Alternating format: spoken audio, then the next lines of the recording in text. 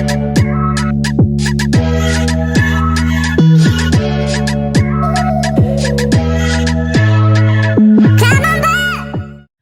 up, you guys? It's your girl here, Fearless Michelle. I'm here with another video.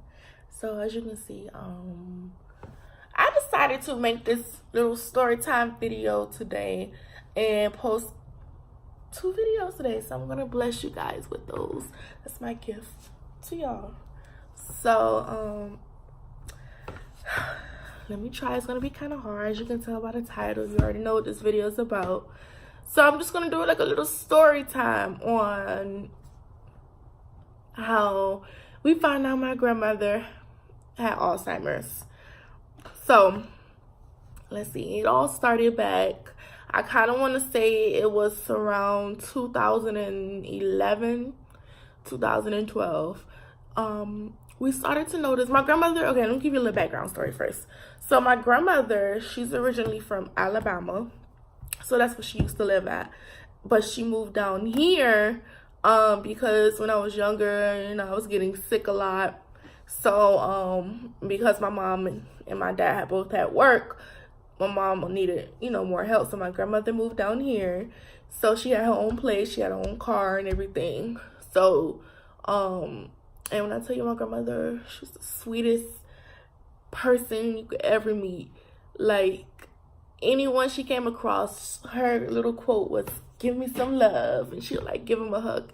That was her biggest thing. She loves a hug. She was just an amazing, sweet, generous person. Like, just amazing. Like, the best person I came across in my lifetime. But anyway, so yeah, so she had her own place or whatever. So fast forward to like 2012, we started to notice how my grandmother was forgetting a lot of things. Like, we didn't really think too much of it. Like, for her flip phone, you know how older people is for their phones or any electronics, it's hard for them to, you know, get around it. So every other week she was calling me, and mind you, I was like about, I kind of want to say 15, 16 years old. So she was calling me and asking me how to do this, and because she couldn't remember. And then she was forgetting to cut things off. She was forgetting. She used to call. We used to speak to her every day. So she used to call us in the morning time, and then maybe like 2 hours later after we get off the phone, she'll call right back and like, "I didn't speak to you all day," which in fact we just hung up like an hour or two ago. So again, we didn't really think nothing of it. We just like kind of shrugged it off. So eventually it kind of grew worse, and it was more things she was starting to forget. So my mom, being the person she is, she was like, "You know what, this is a reoccurrence of things, so I think you should go get checked out."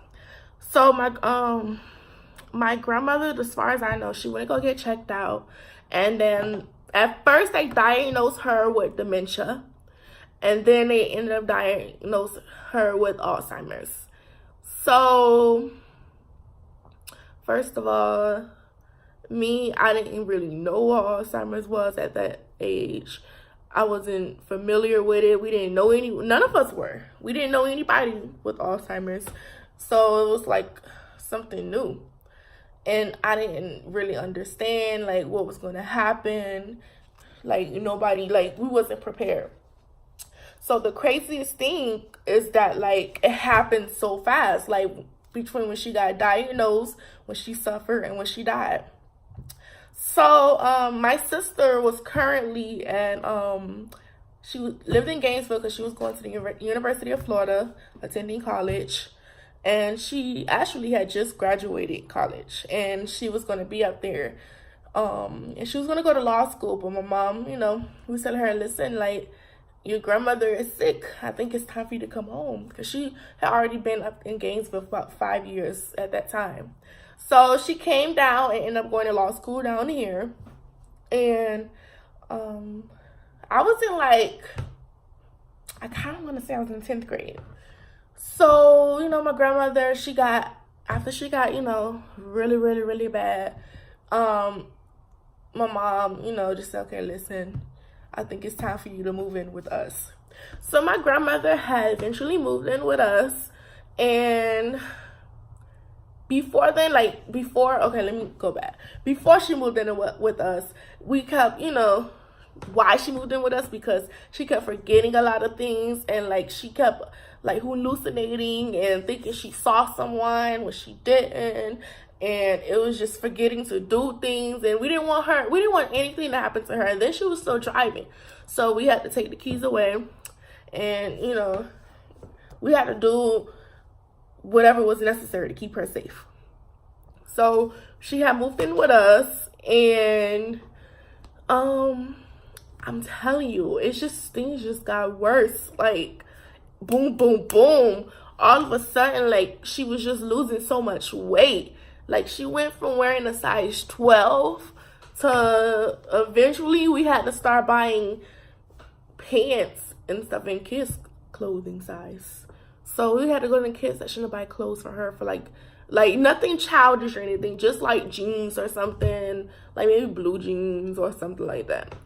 But like, she was losing so much weight, like everything was shrinking. Like she was at the point where like she was just bones. So, and it was like it was hard, like to see her like that. Like, first of all, I'm used to seeing someone, my grandmother, she was like me at one point. Like, to see her like that, to go to this, like this, like, it's just, I don't know. It was not a good feeling. Like, I just did not like to see her like that. She looked just so fragile and so sick, and I just hate that so many good things, like all good people, like, it's just bad things happen to good people, and I just hate that. She brightened anybody's day. She had a smile. It was just contagious. I don't know, she was just so generous and touch. She would like help anybody in need. Like, she was just the nicest, sweetest person you would ever meet. And I just wish, I don't know. I just pray and hope to God that I be the same person she was. A better person like that. Because I swear she was just like amazing. Amazing. Like, for her to like get up and leave and sacrifice her house that she had in Alabama and her life to come down here to help take care of me. Like, and we were her only grandkids, me and my sister, we're her only grandkids. So it was like, wow, she sacrificed so much for people. Whatever we wanted, she was right on it. But try not to cry. Okay. So, like I said, yeah, she was losing a lot of weight. And at one point, she had gotten really bad. We had to admit her to the hospital. She was in hospice. And the doctors was like, yeah, it's not looking good. So, you know, we were thinking the worst. But all of a sudden, she bounced back and she was doing good. She got out of the hospital and everything was fine. Like, of course, she was still forgetting things and everything, but everything was fine. And at one point, she was starting to gain a little bit of weight, but it still wasn't her. And then at that point as well, she was just still forgetting things. She barely knew like our names, and it was just, I don't know. And then not only that, I know when they said that when people with Alzheimer's, they become the opposite of themselves. Like, if someone was like my grandmother, who was so sweet and is just so like an amazing person, when they have Alzheimer's, they just turn like, I think evil is I don't even think evil is the right word I should use, but it's just like, she was just mean. And like, she's like did and said things that I knew wasn't like her. She pulled knives. We had to hide our knives because she pulled knives on us. Like, it was just crazy. And we had to also put like alarms on our door because she had the habit of trying to unlock the door. And I know a friend of our family, her mother had Alzheimer's, and her mother got out the door and walked down the street without anyone's knowledge. And when they was trying to find her, they couldn't find her, and they ended up finding her in a lake. And we definitely did not want that to happen. So we put an alarm system on our doors. So it'll say, like, you know, front door, back door. So that helped a little bit. And we had to hide any sharp objects so she wouldn't be able to get to them. And it was so crazy because, like, we have this in our hallway in our house. We have this glass double closet doors, and when you pick it up, it is so heavy. My dad can even barely hold it and carry it. One night, my grandmother, mind you, she's wearing kids clothes, so that's how skinny she is and small she is. She picked up that mirror and she carried it all the way across to the other side of my house like it was nothing. When I tell you, people with Alzheimer's are strong as hell, listen, I don't know what type of strength she had. I don't know where that came from, but she was always just so strong. I'm like, oh my God. I'm thinking, I'm a big, heavy side girl. And I'm thinking, okay, I could be able to, handle her or whatever, like pick her up, because we have to also help her to bathe sometimes. So I'm thinking, okay, but she put her feet down and then she just stand on the ground and just have this pose. I don't know. She was just to be so little, she was so heavy. And it was very hard. As like helping my mom and being a caretaker, it was so difficult and so hard. Luckily, my mom, at that time, she wasn't working, so it was easier. But eventually, it got so rough. Everybody was telling us like, "Oh, just put her in a nursing home and do all this and that." But my mom, when I tell you, listen, she did not want to put her mother in a nursing home. And now that I'm looking back on it, and now that I'm older now, I can see why. And I'm so glad she chose not to do that, because that was the best decision she ever made. Because I got to see my grandmother. And I got to see her even in her worst times, but I still got a chance to spend time with her. And I know it would have been different in a nursing home. And we heard so many bad things about a nursing home. So we just didn't want to put her in a nursing home. So we was like, we're going to, just keep her here.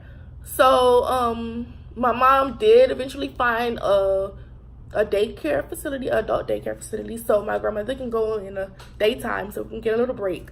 Because honestly, with like being the caretaker for her, it's like being the caretaker for a child.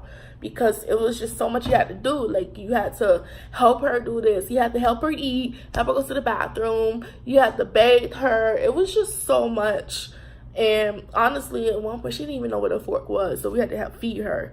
So it was crazy. And I just sometimes just look back and just like, wow, like, it happened so fast. So, like, I kind of want to say fast forward to 2015. So my grandma, she had kind of lost some more weight again, and around June, I forgot around what days it was. I kind of want to say it was around my mom's birthday, but we do a family reunion in my family every year. So on my mom's side of the family reunion, it was held in Alabama.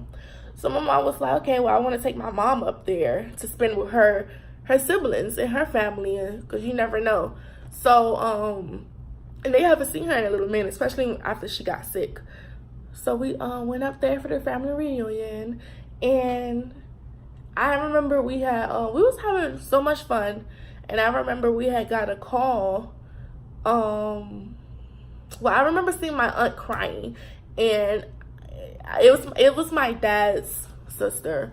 So I was like confused on what was going on. Like, I kind of got scared. I'm like, oh Lord, I hope nobody, was hurt or anything.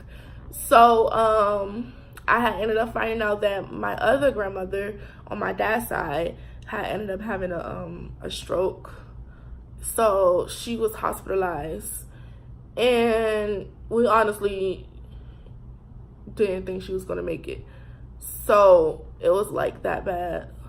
So we had ended up staying the rest of the weekend, and then we came home, and it was like on her way home, my grandmother, she was just, I don't know, she kept singing, and she kept, I don't know, she always had slick remarks. So I don't know, she was just bad. Like, I was horrible coming home. Like, she was just, I don't know, it was just crazy coming home. And then that was, I think, it was on a Sunday. Then Monday came. She had ended up going to the daycare facility, and my mom, I remember like it was yesterday, my mom still has the voicemail. She got the call from the lady. I guess she's the owner or something, like the principal. She got a call and was like, my grandmother was choking somebody. And we're like, what's going on? So they was like, you have to come get her, like she's going crazy. So we went and got her, and I guess, I don't know, honestly forgot what the situation was, and I don't want to get too into details on the stuff I do remember, but we had to get my grandmother, and she could not go back to the daycare, sadly. But that was on a Monday. So we came back home, and she was just, I don't know, so out of control. So my mom was like, you know what, I have to take her to the hospital. I don't know what's going on. So my mom took her to the hospital, and it's like, it happened so fast. Like, all of a sudden, my grandmother just started to shut down. Her body was just shutting down, like her organs, like everything was shutting down one by one. So it was crazy because we had to go from one hospital to the next. One of the hospitals, I live in Miami, Florida, so we have the two different main counties we have is Miami-Dade and Broward County. So I had one grandmother in Miami-Dade, and then I had another grandmother in Broward County. They had to be probably close to an hour away, so we had to go back and forth every day to, you know, go see both of them in the hospital. And it was hell just to see my grandmothers like that. Like, I was like, I don't know what to do. It's just crazy. So the week goes by. My grandmother is still, like, she's not talking. She's not doing anything. So I believe it was that Friday. My mom, she went up to the hospital every morning around 7 in the morning. And then she would leave, then come get me so I can go to school, so she can take me to school, and then she'll go back to the hospital and stay there until I get out of school. I was in my first year of college at this time. So she had went that Friday morning, and my grandmother was sitting up, and mind you, she wasn't talking and doing nothing, but my mom came in there and she was like, hey baby. And she was just talking like normal, like nothing was going on, like nothing happened. And my mom was like happy because this is what happened last time. So we was like, okay, well, that's good. That means she can be able to go home. So honestly, that was my last time my grandmother ever spoke. Like, she can hear and everything. Like, if you tell her that you love her, she'll kind of whisper, I love you too, or she'll squeeze your hand a little bit. But after that Friday, she didn't talk anymore.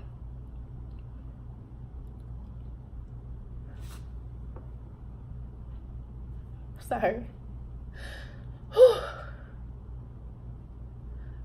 Said I wasn't gonna do this. So this was in July.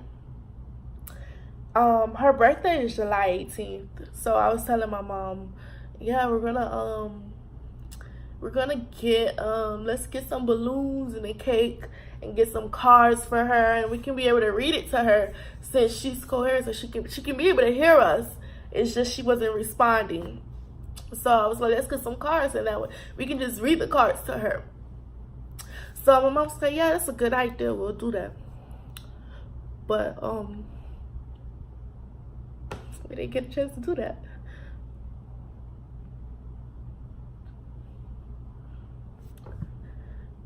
On Monday night, my mom, myself, and my mom's best friend, we went to the hospital to go see my grandmother, and we noticed that she was on a breathing machine, and we was like, oh, what's going on? She never had that on.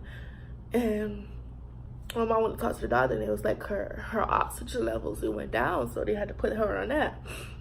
So my mom was like, well, I don't want to leave her like this by herself. Like, I'm gonna stay. So my mom was like, okay. She told, because her best friend drove us, so her best friend dropped us off at home, and my mom went and got all her stuff so she can go back to the hospital. So she went to the hospital and she stayed the night. And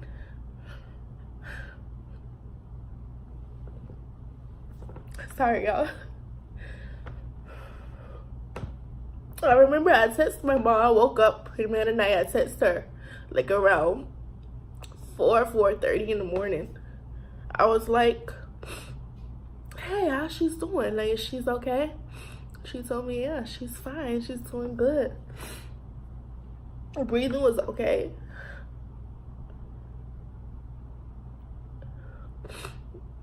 So I was relieved, so I went back to sleep. So kind of want to say around 6:30, 7 o'clock in the morning, my sister woke me up and told me to go get dressed so we can go to the hospital. I went to the I went and got dressed. I didn't even respond. I just did what she said. I got dressed and I didn't ask no questions, and we went to the hospital. It was, the car ride was just silent. I didn't know what to think. Like, I wasn't thinking. Like, I was just thinking, okay, we're just going to go see her. I didn't think, oh, we're going 6:30 in the morning to the hospital. I didn't think nothing of it. So I remember getting out the car. My sister can barely park. I was getting out the car and I was speed walking up to the front door. Like, I didn't hear anything. My sister said that she was calling my name.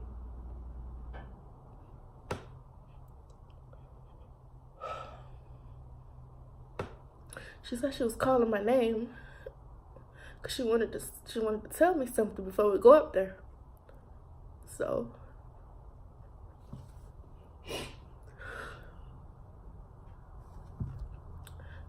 she said, I just wanted to tell you, Grandma died.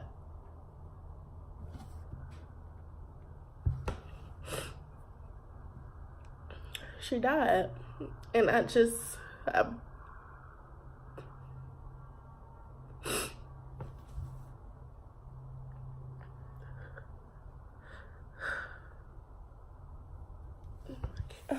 sorry, y'all. I get myself together. But she told me that my grandmother died, and so we had to go. We went upstairs, and I remember seeing, the first person I saw was my mama. And then I saw my grandmother just laying there. Her body was still there. And I just went up to my mama and embraced her. I hugged her so hard. And I was just like, I'm so sorry, Mom. I'm so sorry. I'm so sorry. Because her mom was like her best friend. Her mom was like her best friend. And like, they did everything. It was always just them two.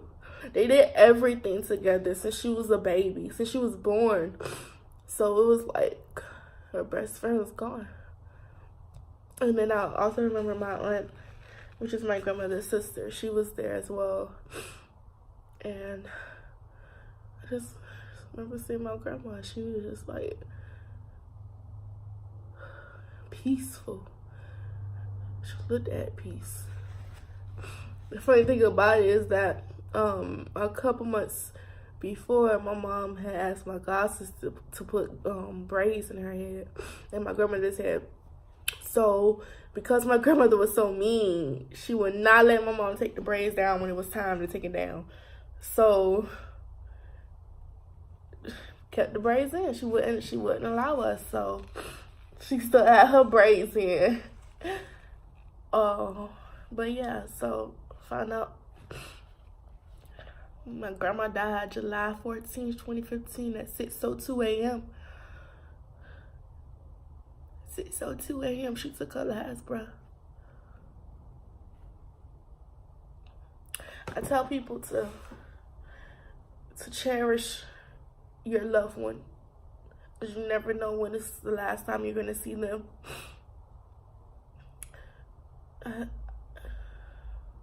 I wish I could just go back and just be with my grandmother and just spend more time with her. I just wish. And then it's like, honestly, I never told anybody this, but because of my other grandmother, she's still living, thank God. Thank God. She's doing good. She just got off the ventilator. But honestly, because with her in the hospital and with my other grandmother passing, it's basically like both of this problems with my grandmother happened at the same time. So it was basically like losing both of my grandmothers at the same time. Like, I know I still have one here physically, but it's just like, I feel like it's not the same, and it's never going to be the same. So that's how I feel, honestly. But I cherish my grandmother that's still here with me. And like I said, just cherish your loved one. Like, you never know when it's the last time you're going to see them. And like, if you just see, don't doubt if you see any change in somebody. Like, just one little thing, just go get them some help and see. We caught it literally. It happened so fast. Like, she got diagnosed, she suffered, and she died within a year and a half. And she was at her last stage. It just happened so fast. So any little change you see in your loved one, don't doubt yourself. Go get that checked out. You should always get yourself checked out, because you never know what's going on inside your body. You might not have any symptoms of it, but you never know what's going on inside your body. Y'all, this was so hard to do. I didn't think it was gonna be this hard. I honestly didn't. Right now, it's going on 4 years since she passed, and it just feels like it happened yesterday. But it seems like I haven't seen my buddy, my heart. It's just my heart. It seems like I haven't seen her in like over 20, 30 years.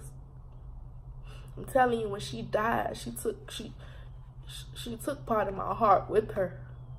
I feel like a part of my heart died too when she died.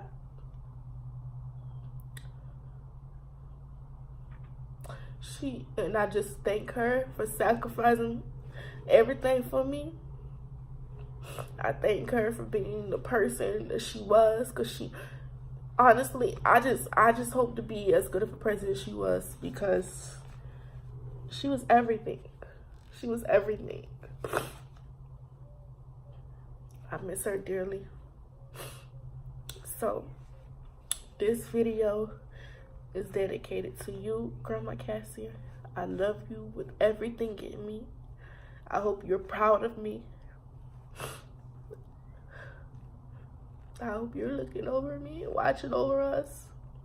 I wish you could have been here to see me, see Keandra. I just thank God for the time I did have with you.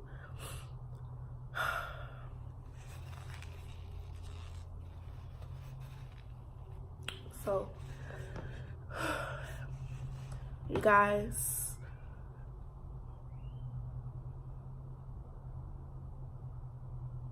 tell your loved ones you love them.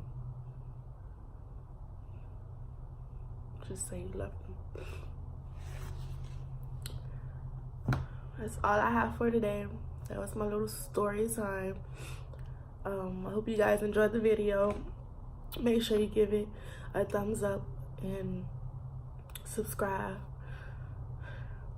I will talk to you guys later. Bye.